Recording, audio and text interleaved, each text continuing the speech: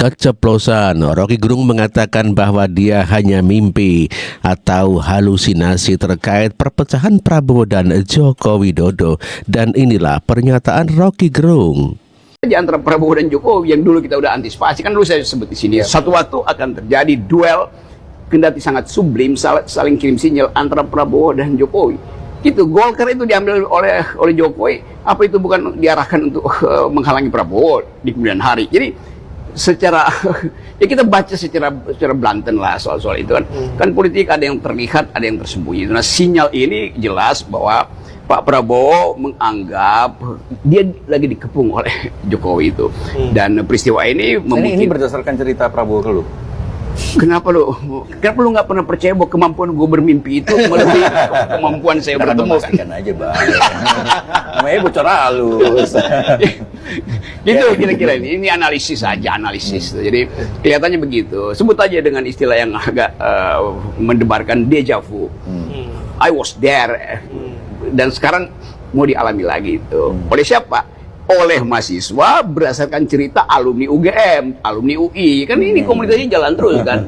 Genealogi dari narasi di 98 jalan terus. Nah, Prabowo tahu bahwa ini bahaya nih. Kira-kira begitu. Oke? Ya. Apakah itu apakah menurut lu ini juga banyak orang kan juga mempertanyakan apakah ini akan sampai pada pelengseran seorang Jokowi? Pasti. Kalau nanya ke gue pasti bilang pasti. Maksud gue bilang enggak kan? Lu pasti itu melihat ini akan bisa membuat Jokowi dilengserkan? Pasti ini akan terjadi, mungkin nggak sampai Oktober. Kan lebih baik begitu kan, supaya nggak ada beban pada Prabowo. Ya kalau ada terus negosiasi jalan terus dong, kan itu intinya kan. Jadi sebetulnya seorang yang berpikir strategis dianggap ini momentum untuk to be or not to be. Jangan lagi ada post event lalu ada negosiasi kan. Mahasiswa juga berpikir begitulah. Ngapain kalau nggak nurunin Jokowi kan? Kan itu udah tetap. Apalagi orang Jogja yang merasa bahwa rajanya itu dipermalukan kan. Kan itu oleh orang yang nggak ngerti kultur Jawa itu kan. Rocky Gerung juga pernah mengatakan kalau Pak Jokowi adalah lebih bengis dari mantan Presiden Soeharto. Namun dengan pernyataan bahwa itu hanyalah mimpi, maka ya tidak perlu diperhatikan dan dipercaya, dikarenakan ya Rocky Gerung hanya seorang pemimpi saja. Apa kurang kejamnya Jokowi? Dia bikin IKN, dia jual nggak laku ke Cina, dia jual ke Amerika nggak laku, dia jual ke Mesir nggak laku, dia jual ke Malaysia nggak laku, dia jual ke Singapura nggak laku. Lalu akhirnya dia paksa oligarki itu untuk nyumbang di depan. Kurang cukup. Dia suruh APBN pindahkan 20, 30, 40% ke IKN. Pada saat yang sama, seorang pria berkeluarga di Kupang, tempat Parera, 2 hari lalu, merobek perutnya karena nggak bisa beli beras. Pengisan siapa dengan Pak Harto? Tidak pernah ada di zaman Soeharto orang bunuh diri karena nggak bisa makan. Padahal orang ini setiap bulan di Kupang itu nunggu di pintu gerbang desa untuk dapat BLT. Dan itu ilmunya Jokowi. Membujuk orang supaya tidak produktif, supaya tidak pinter.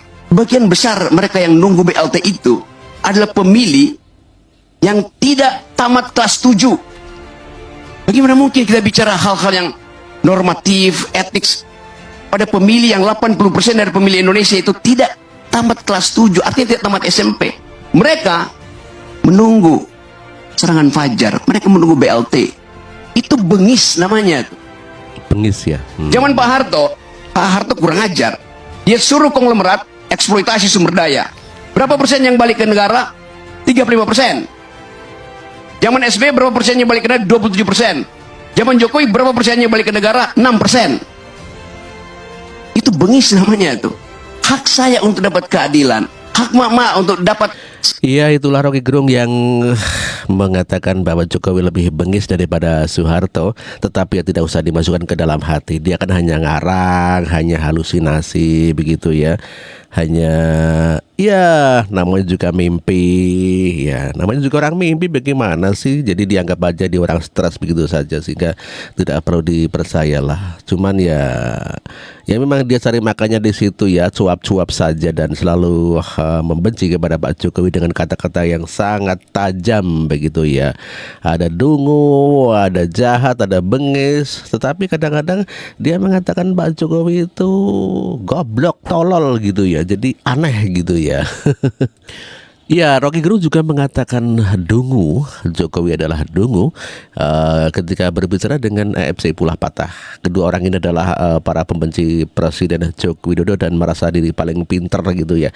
Namun demikian dia hanya mimpi gitu ya, hanya ngarang ya, halusinasi sehingga ya tidak perlulah ucapan mereka didengarkan ya. Lain nih Rob, ini penting karena menurutku sih ini bukan sekedar pertanyaan iseng tapi serius ini. Jokowi itu beneran dungu setelah apa yang terjadi sekarang. Pilpres 2024, pemilu 2024 secara umum. Terus kemudian dia bertahan dalam posisi itu kan. Dia kan bener-bener nggak punya malu menurut aku. Dia terang-terangan cawe-cawe kayak begitu. Dia langgar ini, langgar itu gitu dengan percaya diri penuh gitu loh. Terus kemudian lewat. Katakanlah misalnya Prabowo Gibran jadi presiden wakil presiden. Dia kan bisa mengatakan untuk dirinya minimal, saya menang nih. Dia dungu, tetap dungu ya. Tetap dungu karena dia nggak bikin kalkulasi atau nggak mampu melihat bahwa kekuasaan itu ketika berpindah itu orang yang bahkan tadi pernah menyodorkan diri untuk mendukung itu nggak akan diangkat. Karena itu Jokowi mulai cari cara, misalnya gua baca undang-undang ibu kota, undang-undang Jakarta yang baru aglomerasi itu kan, bahwa kekuasaan mengatur Jakarta bisnis politik akan diberikan pada wakil presiden. Lalu gubernur DKI akan ditunjuk oleh presiden. Kan itu cawe-cawe baru Jokowi kan. Jadi dari hulu dia udah kacau, akhirnya di hilir dia cari-cari cara tuh supaya Gibran tetap berperan. Padahal Gibran itu sebagai wakil presiden tidak boleh melakukan apa-apa selama presiden masih aktif. Itu dasarnya kan. Jadi itu juga melanggar konstitusi. Jadi ini namanya hilirisasi kedunguan. Dan sebetulnya ada satu presiden dulu kan, ketika JK menjadi wakilnya SBY, ketika mereka bikin perjanjian tertulis konon ya, dan kemudian JK punya kewenangan besar. Nah sekarang ada yang pantas kita curigai nih Rob, karena kan Undang-Undang Daerah Khusus Jakarta itu baru dibicarakan separuh-separuh. Konsep tentang pengelolaan Jakarta yang utuh belum banyak dibahas orang. Salah satunya kan akan menjadikan Jakarta bersama Bodetabek sehingga jadi Jabodetabek sebagai satu kawasan ekonomi bisnis khusus. Dan Dewan Pengelolanya itu didirikan khusus, Dewan Pengelola Jabodetabek. Dan dalam konsep yang mereka susun itu ketuanya ex officio wakil presiden. Ya itu yang. Jadi artinya presidennya dilempar ke Kalimantan gitu kan. Terus kemudian wakil presidennya mengurusi urusan ekonomi dan bisnis untuk wilayah yang paling strategis dari seluruh wilayah di Indonesia, Jabodetabek. Nah kalau itu kemudian terjadi, maka itu tadi makanya aku tanya, ini Jokowi tetap dungu atau enggak dungu? Ya dungu lah, mana mau presiden itu begitu undang-undangnya keluar misalnya, lalu Prabowo sebagai presiden dia batalin aja undang-undang itu, dikasih kepres aja kan, mana mau dia diatur wakil presiden. Jadi ini asumsi kita adalah Prabowo pura-pura nurut sekarang sampai kemudian dia dilantik ya. Dan bisa kepres pertamanya itu membatalkan. Ini bukan pengakuannya Prabowo ke Rocky Gerung kan? Enggak, dia belum ya gue. Ya betul ya. Jadi bukan pengakuan Prabowo ke Rocky Gerung ya, tetapi itu hanya ngarang saja ya Rocky Gerung bersama dengan AFC Pulah Patah ya. Jadi mereka itu hanya ngerumpi dan istilahnya gosip, membuat gosip gitu ya, mengarang gitu ya. Jadi ketika ditanya sudah bertemu dengan Prabowo, Rocky Gerung tidak menjawab gitu ya. Jadi sudah jelas ya bahwa dia hanya tukang gosip ya, orang yang cari-cari gitu ya, ngarang gitu loh, halusinasi saja gitu ya. Namun demikian pemikiran-pemikiran Rocky Gerung ini sangat berbahaya buat generasi muda, karena generasi muda disusupi dengan hal-hal yang negatif saja kepada pemerintah.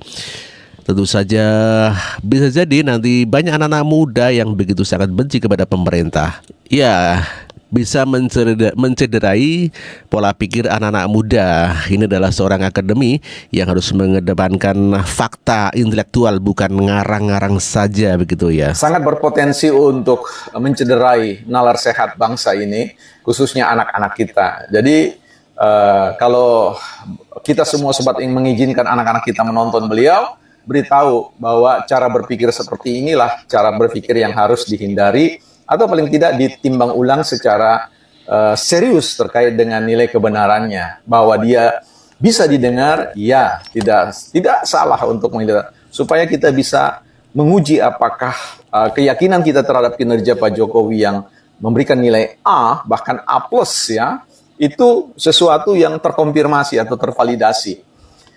Di sini kita lihat bahwa Bang Rocky Gerung ini kan seorang ya intelektual, seorang akademisi yang harusnya akan mengedepankan fakta itu. Jadi bukan sekadar sebuah omongan-omongan yang kemudian diprem sedemikian rupa untuk sebuah kepentingan-kepentingan tertentu, ya. Saya tidak berbicara tentang kepentingan finansial, tapi kepentingan psikis, ya, bagaimana ingin menghadir sebagai seorang pembicara atau pemikir yang berbeda, ya. Pemikir yang berbeda itu tidak harus berbanding terbalik atau berhadapan-hadapan dengan fakta kebenaran. Agak sulit bisa menerima dengan akal sehat bahwa dengan filsafat dungunya Bang Rocky itu bahwa Jokowi itu nilai kinerjanya A untuk kejahatan, minus untuk kejujuran. Saya kira itu sesuatu yang sudah dapat kita simpulkan, ya. Saya tidak mau memastikan, cenderung ya 90-an% cenderung memang itu adalah sebuah pikiran yang tak sungguh-sungguh dipikirkan dengan baik, ya, dampaknya dan sebagainya. Kalau memang A untuk kejahatan dan memang Pak Jokowi patut untuk ditangkap, ya silakan saja laporkan kepada hukum, ya. Tapi ketika itu kita challenge, ya katanya bahwa hukum sudah berada di ketiak Pak Jokowi, ya. Nah, itu yang statement dari Profesor Amin Rais, ya, yang mengatakan bahwa KPK itu berada di bawah ketiak ini. Saya tidak ingin mengatakan bahwa kedua saudara kita atau bapak kita ini, Bang Rocky Gerung dan juga Pak Amin Rais, berada dalam posisi salah total, ya. Tetapi saya melihat agak sulit untuk bisa diterima dengan akal sehat dengan statement-statement beliau, ya, bahwa mengatakan A untuk nilai kejahatan Pak Jokowi dan juga bahwa KPK sudah ada di bawah ketiak Pak Jokowi. Dan dengan segala hormat saya harus mengatakan bahwa mungkin mudah-mudahan bisa melihat sisi baiknya Pak Jokowi terlebih dahulu, ya. Ada pendekatan psikologi yang mengatakan temukan, ya, 10 kebaikan seseorang, maka berikutnya akan lebih jelas kebaikan-kebaikan yang beliau lakukan atau yang mereka lakukan. Tapi kalau kita terus-menerus membombardir dengan argumen-argumen kenegatifan seseorang, ya bisa jadi kemudian kita banyak sekali, ya, diberikan sudut pandang tentang kenegatifan seseorang itu yang walaupun itu bukan sebuah kebenaran. Jadi ini perlu diperhatikan dengan baik, ya.